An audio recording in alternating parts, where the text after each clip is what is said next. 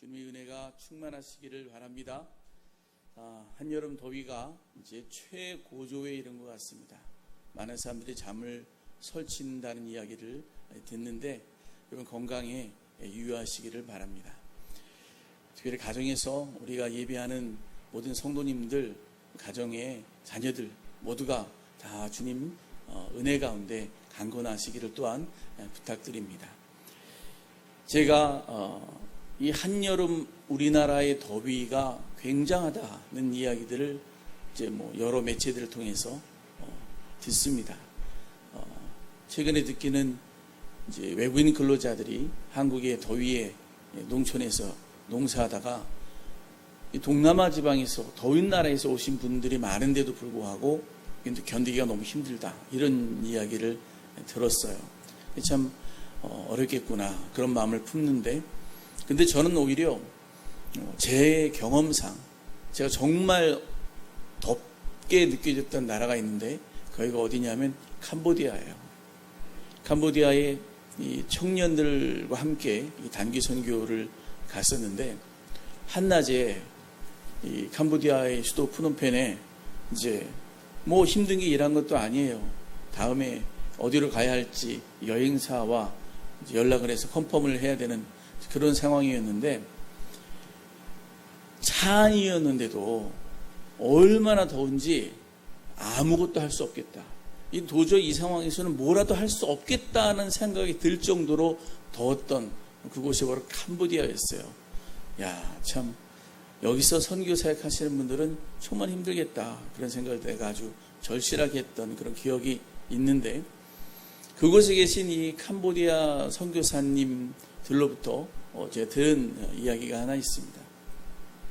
더위에 관한 이야기는 아니고요, 선교에 대한 이야기인데, 그 당시에 캄보디아에도 여타 개발도상국들이 다 그러는 것처럼 시골에서 올라와서, 시골 농촌에서 올라와서 이제 도시 공장에서 일하는 그런 자매들, 그렇죠? 옛날 말로 말하면 여공들이죠. 여공들이 많이 있다는 거예요. 근데 이제 시골도 상황이 열악하지만 이 도심에 있는 공장들도 열악하긴 마찬가지인데, 열악한 환경에 있는 그들을 이제 돕기 위해서 이 선교사님이 돕고 또 그들을 선교도 하는데, 근데 선교사님이 선교하는 그 여러 자매들 중에 특이한 자매가 하나 있었는데, 뭐냐면 낮에는 하루 종일 공장에서 힘들게 일을 하는데 저녁에는 쉬어야 되거든요. 정말 더운 나라라서. 근데 저녁에도 일을 해요. 어디에서 일을 하냐면 술집에서 일을 합니다. 술집에서 여자가 밤에, 젊은 여자가 일하는 것은 우리가 감히 상상해 볼 수 있는데, 선교사님이 왜 이렇게까지 낮에도 일하고 밤에도 일하고 꼭 그래야 되느냐 이렇게 안타까워서 물어보는데, 그 자매가 이야기하기를 집에 빚이 많고, 그리고 여기 와서도 정착하느라 빌린 돈이 많이 있어서 이게 참 그 빚을 갚기 위해서 어쩔 수 없습니다. 제가 선교사님께 복음을 듣고 믿음으로 살면서 이제 좀 이런 삶을 살지 않았으면 좋겠다 하는 그런 마음의 부담이 있음에도 불구하고 이 빚 때문에 제가 벗어날 수 없습니다. 그 얘기를 하더래요. 이 선교사님이 참 여러 자매들 중에서도 그래도 믿음이 많이 들어간 자매라 참 특별하게 봤는데, 이러한 아픔을 고백을 하니까 너무 안타까워서 주변의 지인들 그리고 또 여러 아는 선교사님들 통해서 좀 돈을 모아가지고 이 자매의 빚을 갚아준 거예요.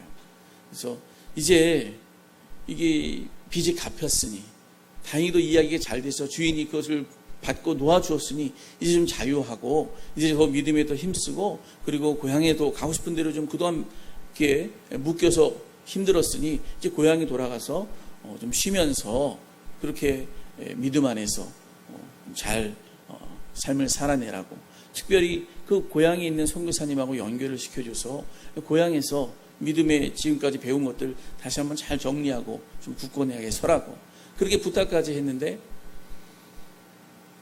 6개월도 채 안 돼서 다시 돌아왔대요. 아니 이제 그렇게 변화가 됐으면 좀 힘차게 믿음으로 살아야 되는데 6개월도 안 돼서 다시 돌아와서 같은 일을 하고 있더라는 거죠. 너무 마음이 안 되고 놀래서 아니 어떻게 된 일이냐 그랬더니 농촌 일이 너무 지긋지긋하다는 거예요. 너무 가난하고 너무 힘들고 매일 농사를 짓고 너무 단조롭고 그래서 너무 어려운 환경이어서 내가 도저히 견딜 수가 없어서 다시 이 도시로 왔노라고 그러면서 다시 와서 이렇게 지낼 수밖에 없겠노라고 이야기를 하더래요. 목사님, 이 선교사님이 목사님이자 선교사님이신데 너무 안타까운 거예요. 아니 이 죄악의 상황에서 이 열악한 상황에서 많은 사람들이 기도 가운데 그런 물심양면으로 도와줘서 그 어려운 삶을 이제는 벗어나게 해서 이제는 좀 믿음 안에서 진실된 삶의 길을 찾고 좀 더 하나님 기뻐하시는 삶을 살아내야 될 터인데 그게 안 된 거죠. 그러면서 이 선교사님 마음에 너무 이런 생각이 들더래요.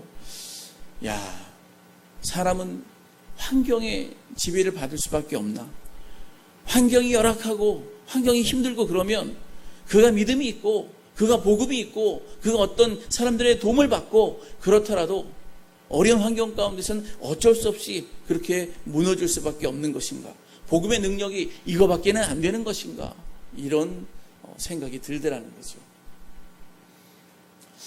여러분 정말 사람은 열악한 환경 가운데 빠지면 그런 환경에 어떤 종속돼서 그런 환경과 상황에 놓여진 거기에 따라가는 그런 사람이 될 수밖에 없는 것인가? 여러분 그렇지 않은 줄로 믿습니다. 그런 확률이 높고 그럴 수 있는 그런 어려움이 분명히 있는 것은 사실이지만 그러나 복음은 그러나 믿음은 그러나 하나님께서 붙잡아 주시면 여러분 그것은 얼마든지 이겨낼 수 있을 뿐만 아니라 그것을 극복하고 그리고 도리어 그 환경까지도 변화시킬 수 있는 하나님의 사람으로 세워지는 줄 믿습니다. 그렇게 되기를 바라고 그러한 복음으로 가르쳤는데 그게 안 돼서 너무 안타깝다는 거예요. 그러나 성경은요 그런 것에 머무르지 않고 그걸 이겨낸 많은 사람들을 소개하고 있는데 그 대표적인 사람이 바로 바울인 거죠. 우리가 지난번에 이 바울의 복음 전하는 루스드라에서 복음 전한 이야기를 들었습니다. 루스드라에서 복음 전할 때에 한 안진뱅이 장애인이죠. 한 장애인을 나면서부터 걷지 못하는 장애인을 만나서 정말 하나님께서 기적을 바라게 하셔서 그를 일으켜 세웠어요. 그래가지고 사람들이 신으로부터 추앙받고 이런 일이 있었죠. 그런데 그런 모든 것들을 만류하고 믿음 안에서 굳건히 서라고 했을 때에 이 유대인들이 그 악감정을 가지고 본인들이 많은 사람들을 선동하고 또 본인들이 주동이 되어서 돌을 던져서 이 사도 바울을 거의 죽게 만들죠. 얼마나 참 이 사도 바울의 입장에서는요 힘들고 아팠겠어요. 돌 하나에 맞는 게 아니에요. 수많은 돌에 맞아서 죽으라고 던진 돌에 맞아서 이제 죽을 때가 된 거예요. 얼마나 아팠겠습니까? 원래 성 안에서는 이 성내에서는 돌을 던져서 사람을 죽일 수 없도록 이 율법에 되어 있기 때문에 유대인들이 밖으로 끌어내가지고 시외에다 자기들 저지른 거 들통나지 않도록 버려요. 그런데 참 감사하게도 다 죽을 수밖에 없는 아니 죽은 것 같은 그 사도 바울이 다시 일어나게 되죠. 우리 하나님께서 사명이 있는 자, 믿음으로 살아내야 되는 자, 결코 버려두시지 않은 줄 믿습니다. 다시 일어나가지고 기적같이 일어나서 정말 하나님의 맡겨진 사명을 다시 감당하게 되죠. 그런데 더 놀라운 것은 뭐냐 하면 이 사도 바울이 일어나가지고 정말 피투성이가 된 몸을 추스리기도 힘든데 그 상황이 일어나서 그 다음에 더베라고 하는 곳에 가서 복음을 전해요. 그 더베라고 하는 것이 거의 250km 정도 떨어진 곳이래요. 굉장한 거리죠. 그 굉장한 거리가 되는 그곳을 걸어가서 나가서 또 복음을 전한다는 거예요. 여러분, 그렇게 맞고 그렇게 죽을 상황이 되고 그래서 모든 것을 포기하고 싶은, 아니 포기해야 마땅한 것 같은 그런 자리에서 어떻게 다시 일어나 복음 전할 생각을 할 수 있게 되었냐라고 하는 것입니다. 도대체 사도 바울의 마음의 중심에는 뭐가 있었길래 그런 굉장한 모든 것을 포기할 수밖에 없는 상황 가운데서도 다시 일어나 복음을 전할 수 있었겠느냐. 여러분, 여기에 우리가 주목하여서 우리 마음을 바라보아야 됩니다. 사실 뭐 그 이유는 근본적으로 따지면은 이제 이유는 있어요. 다시 일어나서 정말 자기 때문에, 자기가 핍박받고 쓰러지고 넘어진 그것 때문에 이제 막 복음을 전한 사람들이 실망하고 시험이 들고 복음의 능력이 저거밖에 안 되나 해가지고 또 포기하고 믿으면서 떠날까봐 그들의 마음을 다시 한번 추스리고 세워주기 위해서 일어나고 그리고 계속해서 복음을 전했다. 그런 어떤 결과적인 이야기를 말할 수는 있지만, 그러나 여러분, 정말 그 마음의 중심에 도대체 어떤 힘이 작용했길래 그 마음을 품고 일어설 수 있었겠는가라고 하는 거죠. 아마도 그런 생각을 할 수가 있어요. 돌에 맞은 것이 너무나 아프고 고통스럽지만 그 순간에 누가 생각났느냐? 자기가 주동이 되어서 돌로 쳐 죽인 스데반이 생각이 났을 것이다. 스데반은 얼마나 아팠을까? 스데반은 정말 죽어가면서도 천사와 같은 얼굴로 하나님을 바라보며 기도했는데, 내가 이 자리에 무너져서, 이 자리에 넘어져서 하나님 주신 사명을 내가 감당하지 못하고 쓰러져서는 안 되는 것이 아닌가. 이 마음을 품고 일어났을 것이다. 나 같은 죄인은 정말 누워서 죽을 자격도 없다. 이런 마음을 가지고 일어나는 것이 아닌가. 그렇게 추정하는 사람도 있습니다. 그러나 여러분, 진짜 다시 일어날 수 있는 힘은 인간의 의지로 되는 것이 아닌 줄 압니다. 인간의 의지로 될 수가 없어요. 그것은 어떻게 된 것이냐? 근본적인 이유는 그가 온전히 성령에 사로잡혔기 때문이라고 하는 것이죠. 온전히 성령에 사로잡혀서 성령의 인도하심 가운데 인간의 힘이 아니라 하나님이 주시는 그 능력으로 다시 일어나 자기에게 주어진 사명을 끝까지 감당할 수 있었다라고 하는 것이에요. 정말 그도 그럴 것이, 여러분, 사도 바울이 변화되어서 그리고 정말 그가 모든 사명을 마치고 죽기까지 그 모든 일생의 여정은 성령님 때문입니다. 이 복음을 전하는 이 안디옥 교회에서 복음을 전하라, 그리고 선교사로 파송해라, 선교의 여정을 시작하라 하신 분도, 지시하신 분도 성령님이요. 복음을 전하는 모든 과정마다 기적을 일으키시고 이적을 일으키시고 표적을 일으키시며 그 사명을 감당하게 하신 이도 성령님이시고요. 그리고 정말 일생 그가 모든 어려움과 아픔 가운데 또는 수많은 이들 가운데 복음을 전하고 그리고 많은 사람들이 주께 돌아오게 하는 그 모든 상황도 역시 성령께서 주관하셔서 주동적으로 이끄시고 함께 하셨다고 하는 거예요. 나는 그만두고 싶지만, 나는 내려놓고 싶지만, 내가 굳이 이렇게 해야 되냐 하는 생각이 들 수도 있지만, 그러나 성령께서 나를 사로잡아 주셔서 내가 너에게 맡긴 사명, 네가 이대로 멈추고 무너져서는 안 된다 하는 그 하나님의 그 감동과 그 하나님의 힘주심이 그를 다시 일으키게 했다고 하는 것이죠. 그래서 27절에서 이 사도 바울이 모든 일정을 다 마치고 그리고 예루살렘에 돌아가서 이 선교 보고를 하는데요, 27절에 보면 그가 그렇게 고백합니다. 그들이 이르러 교회를 모아 하나님이 함께 행하신 모든 일과 이방인들에게 믿음의 문을 여신 것을 보고하고, 자기가 나가서 복음 전했지만은 그러나 하나님이 그 모든 행하신 일, 그 모든 기적, 그리고 이방인들로 하여금 돌아오게 하신 그 모든 이적, 이게 다 누가 하신 거라고요? 하나님이 하신 거다. 내가 한 게 아니에요. 내가 내 능력 가지고, 내가 열심 내가지고, 내 열심 가지고 한 게 아니에요. 다 하나님께서 시작하게 하셨고, 하나님께서 중간중간에 도와주시고 개입하셨고, 하나님께서 이 보고를 할 수 있도록 주께서 역사해 주시고 인도해 주셨습니다 라고 하는, 그것이 바로 사도 바울의 고백이었다고 하는 거죠.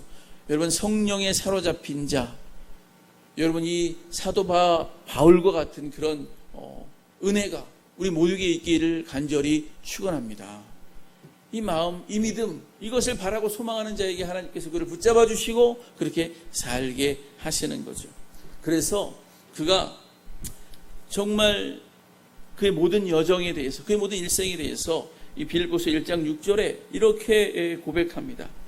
너희 속에 착한 일을 시작하신 이가 그리스도 예수의 날까지 이루실 줄을 우리가 확신하노라. 아멘. 너희 속에 착한 일을 시작하신 이가 그리스도 예수의 그날까지 온전히 그 일을 멈추지 아니하고 이루어 가실 줄을 확신하노라.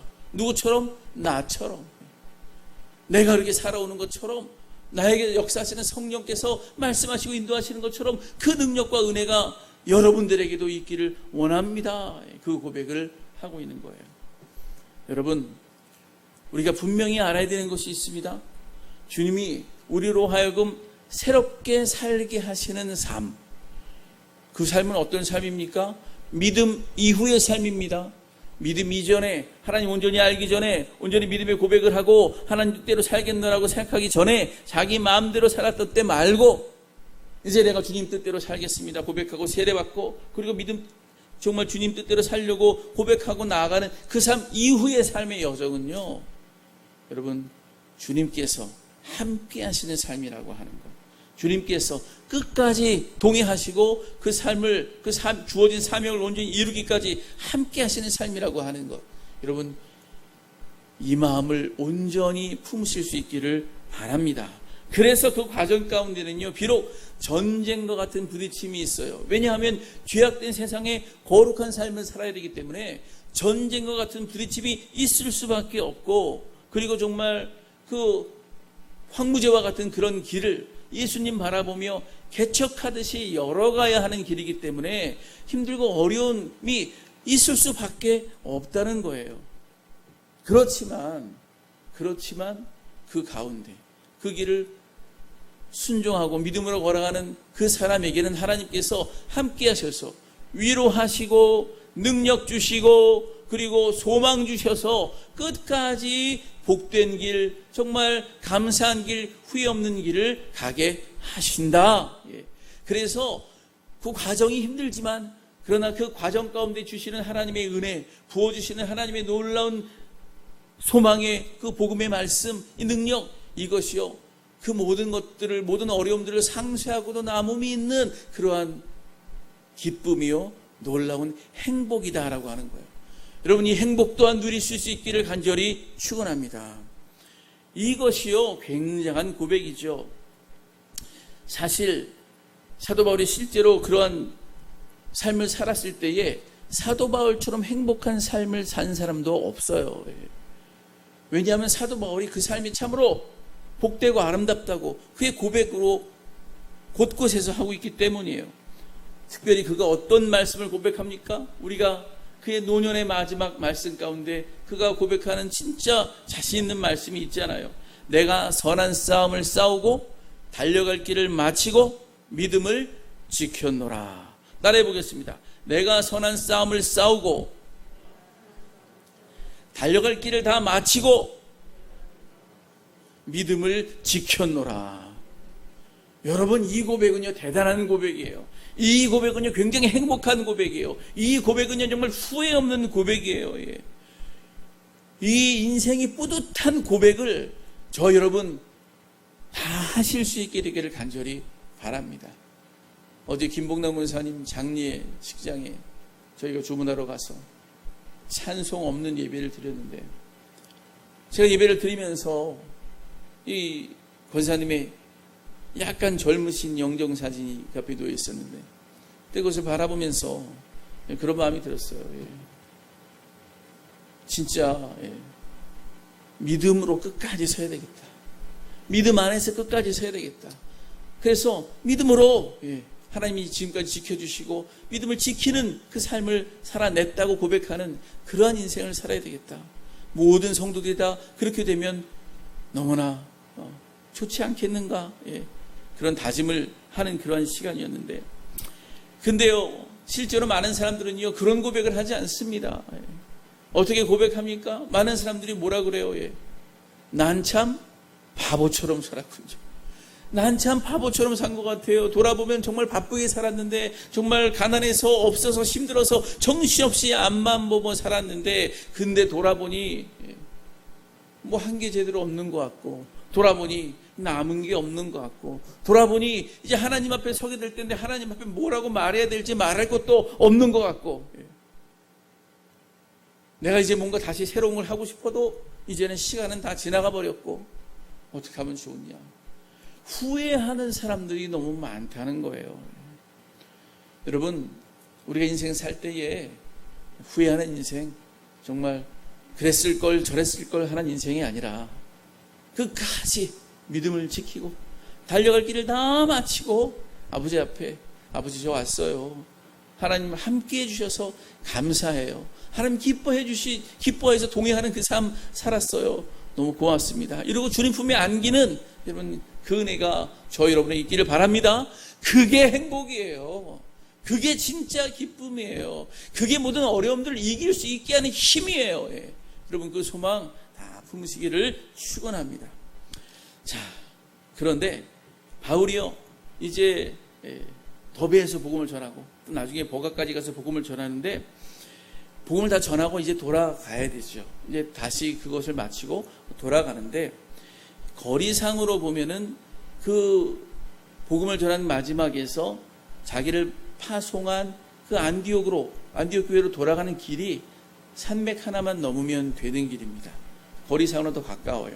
그런데 사도 바울이 가는 길은, 이 안디옥으로 돌아가는 길은 그 짧은 길이 아니고 지금까지 복음 전한 것을 다시 거슬러 올라가는 길이었어요. 너무 힘들었는데, 너무 어려웠는데 다시 돌아갈 수밖에 없었던 것은 뭐냐 하면, 이제 막 세워진 교회, 이제 막 세워진 그 성도들의 믿음이 혹시 또 그 사이에 약해지지 않았을까, 그 사이에 혹시 또 벗어나지 않았을까 하는 마음을 견딜 수 없었던 거죠.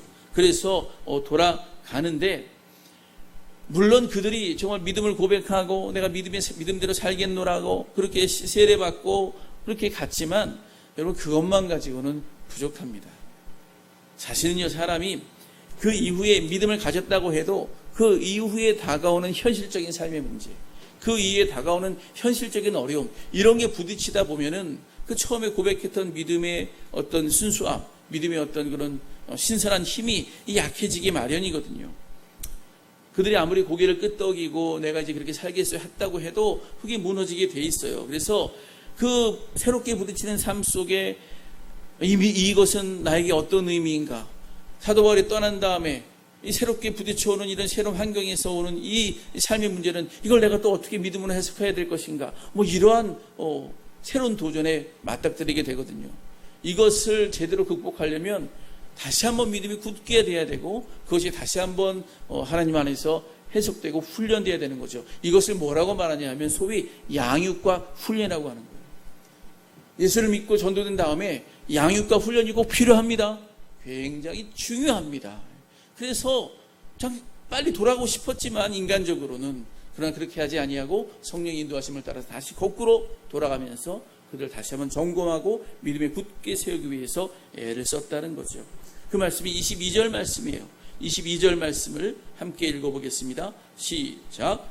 제자들의 마음을 굳게 하여 이 믿음에 머물러 있으라 권하고, 또 우리가 하나님 나라에 들어가려면 많은 환난을 겪어야 할 것이라 하고. 믿음에 머물러 있으라. 믿음에 머물러 있어야 돼. 믿음이 약해지지만, 믿음이 정말 희미하게 질 수밖에 없는 인간적인 그런 연약함이 있지만, 그러나 그럼에도 불구하고 우리는 믿음에 머물러 있어야 된다고 분명히 강조하고, 그리고 우리가 하나님 나라에 이제 들어가야 되는데, 이제 온전히 믿음을 완성하게 되는 그런 과정을 겪어야 되는데, 그런 과정에서 환난이라고 하는 것이 필수다. 환난이라고 하는 것이 겪게 되어 있다. 환난이라는 것 넘어가야 된다. 이야기를 분명히 하는 거죠. 여러분, 믿음에 머무르고 그리고 보다 더 성숙해지는 가운데 하나님 나라 백성으로 성숙해지는 과정에 있어서 겪어야 되는 환난, 넘어가야 되는 어떤 그런 연단, 여러분 이것이 있다는 것을 우리가 기억해야 하고 미리 그것을 알아서 준비하는 일이 굉장히 필요합니다. 지난주에 우리 예수님의 사람 제자 훈련을 이제 12주 과정을 우리 이기혁 장로님하고 김승 집사님 두 분 제자 훈련을 마쳤어요. 이제 우리가 그 간증문을 좀 나중에 다시 받고, 그리고 우리가 또 다음 기수에 제자 훈련 받는 사람들 신청을 받을 계획이 있는데, 아무쪼록 이 하나님 앞에서 우리의 믿음을 다시 한번 돌아보고, 그리고 양육받고 훈련받는 그 과정을 꼭 겪어야 된다는 것을 여러분 기억하시고 기도 중에 또한 준비하실 수 있게 되기를 바랍니다. 그리고 바울이 이제 돌아가면서 그냥 돌아가는 것이 아니라 거꾸로 돌아가면서 그 교회의 지도자들을 세워요. 그 교회를 이제 바울이 떠나면 그 교회가 스스로 서야 되는데, 스스로 설 수 있도록 하기 위해서 장로들을 세우면서 지도자를 세우면서 이제 하나씩 돌아가는데, 근데 이게 또 우리 인간적으로 생각할 때는요 굉장히 쉽지 않은 일입니다. 사실은요 그 교회 장로를 세운다고 하지만 그 장로가 어떤 장로입니까? 오랫동안 연단과 훈련을 받은 장로들이 아니에요. 이제 사도 바울이 복음 전하고 이제 간 예수를 믿은 사람들이에요. 간 예수를 믿은 사람들 중에 그래도 그 교회를 이끌 사람이 필요하기 때문에, 지도자가 필요하기 때문에 그래도 낫다고 생각하는 사람을 하나 세우고 돌아가는 거예요. 근데 그렇게 세워놓으면 과연 교회가 든든하게 세워질까요? 그렇게 세워놓으면 그럼 교회가 온전하게 다시 세워질까요? 사실은 저같이 좀 믿음이 약한 사람들은요 아마 계속 고개를 돌아다녔을지도 몰라요. 거기 앉아서 계속 참견하면서 이래야 돼요, 저래야 돼요, 또 저희 가서 또 이래야 돼요, 저래야 돼요 이러면서 계속 이 참견하면서 이 파송지 안디옥으로 다시 돌아가지 않았을지도 몰라요. 그러나 사도 바울은 그렇게 하지 않았습니다. 비록 간 믿음이 성숙하지 않은 사람들이고 이제 갓 뽑힌 지도자라 할지라도 과감하게 그에게 교회를 맡아주세요. 교회를 책임져 주세요. 지금 박해의 상황이라서 너무 힘들고 어렵고 이제 간 믿음이라서 믿음의 수준이 떨어진다 할지라도, 그러나 당신이 맡으시고 기도함으로 말미암아 이 교회를 이끄세요. 왜요? 성령님께서 이끌어 주실 것이기 때문에. 당신이 믿음 안에 머물러 있으면, 당신이 끝까지 믿음 안에 머무르고 애를 쓴다면, 그 성령의 은혜를 구하고 능력을 간절히 간구하기만 한다면 성령께서 책임져 주실 것이기 때문에, 아무리 환경이 어렵고 아무리 힘든 상황과 고난의 상황을 지낸다 할지라도 믿음의 굳건히 머물러 서 있고 성령님을 의지하여서 구하면 얼마든지 하나님의 교회가 하나님의 뜻 가운데로 세워질 수 있다고 믿기 때문에 과감하게 그 믿음 안에서 내어 맡긴 거예요. 여러분이 과감한 믿음이 중요합니다. 실제로 사도 바울의 삶이 그러했어요. 선교를 시작하고 그리고 그 모든 삶의 여정을 거치는데 자기의 삶 하나님 앞에 다 온전히 내어 맡긴 거죠. 사실은 안디옥에서 두 사람 선교사로 파송할 때 안디옥 교회가 무슨 돈이 있습니까? 안디옥 교회가 무슨 경험이 있습니까? 안디옥 교회가 무슨 미리 계획을 다 상세하게 짜놓고 아주 치열하게 프로젝트를 딱 짜놓고 계획적으로 그렇게 움직였습니까? 아니거든요. 오직 믿음으로 하나님께서 가라 하시니, 그리고 하나님께서 가라는 그곳에 하나님의 인도함을 따라서 하나님이 역사하실 줄 믿고 믿음으로 간 거거든요. 여러분, 이 믿음이 저와 여러분에게 있게 되기를 간절히 축원합니다. 이게 소위 사람들이 말씀하는 믿음의 야성이에요. 하나님 앞에 내어 맡기고 그리고 정말 주님께서 이끌어 주신다 믿고 자기를 던지는 그런 도전.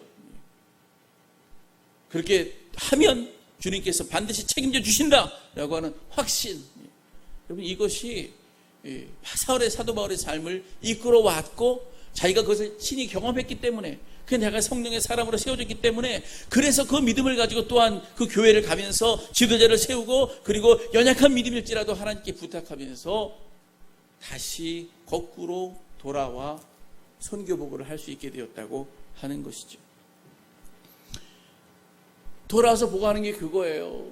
설교를 해도 내가 설교한 게 아니고, 성도들이 돌아와 마음을 열어도 내가 한 것이 아니고, 성령께서 설교하게 하시고, 성령께서 입을 열어 말씀하게 하시고, 성령께서 그들로 하여금 감동받게 하시고, 그리고 돌아오게 하시고, 핍박도 그 가운데 있었고 고난도 있었지만 하나님께서 그 모든 과정을 통하여 우리를 더 굳게 하시고 하나님의 나라를 열어 가셨습니다. 이게 바로 사도 바울의 고백이었다고 하는 거죠. 그래서 22절 아까 읽은 말씀대로 뭐라 그래요? 우리가 하나님의 나라에 들어가려면 많은 환난을 겪어야 할 것입니다. 그러나 결국은 주님께서 이기게 하시고 주님께서 끝까지 붙들어 주십니다. 여러분, 이 믿음이 저와 여러분에게 모두에게 있기를 간절히 축원합니다. 어려운 삶을 살고 어려운 과정을 겪고 있는 것 맞아요. 우리 지금 함께 예배하고 있는 우리 모든 성도님들 가운데도 정말 바울이 돌에 맞아서 이제는 다 죽었구나 싶은, 이제 정말 너무 힘들다, 너무 고통스럽다 싶은 그러한 마음으로 예배하는 분이 계실지 모르겠어요. 그러나 여러분, 믿음의 삶의 여정은 주님께서 시작하게 하신 것입니다. 내가 이 자리에서 예배할 수 있다고 하는 거, 내가 이 시간에 남들 다 피서가는, 남들 다 정말 비대면으로 예배하는 동안에 딴짓할 수 있는 그 상황에 내가 가정에서 예배할 수 있다면, 내가 이 어려운 상황에 현장에 나와 현장 예배에 참여할 수 있다면, 여러분 그 마음은 하나님께서 주신 줄 믿습니다. 성령님께서 주신 거예요. 성령님께서 주셔서 우리로 하여금 그 어려운 삶을 살게 하시는 거예요. 아, 주님께서 살게 하시는구나. 아, 주님께서 이렇게 이끌어 주시는구나. 그래, 주님께서 이렇게 인도해 가시는구나.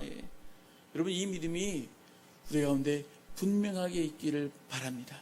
중요한 것은 이것이 끝까지 가야 돼요. 끝까지 가야 돼요. 성령님께서 나를 인도해 주실 줄로 믿고 나 자신을 온전히 던져 믿으며 이것이 끝까지 가야 돼요.